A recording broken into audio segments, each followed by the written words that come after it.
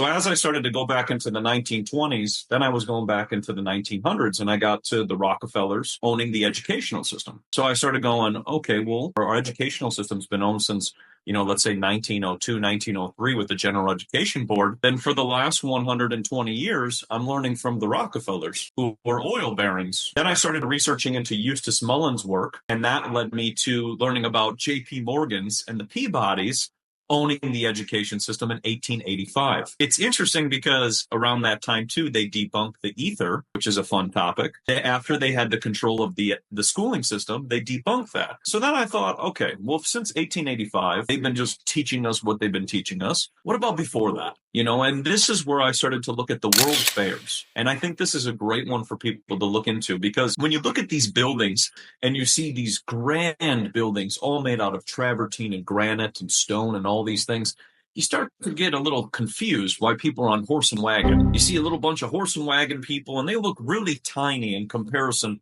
to buildings which are just absolutely massive in that comparison.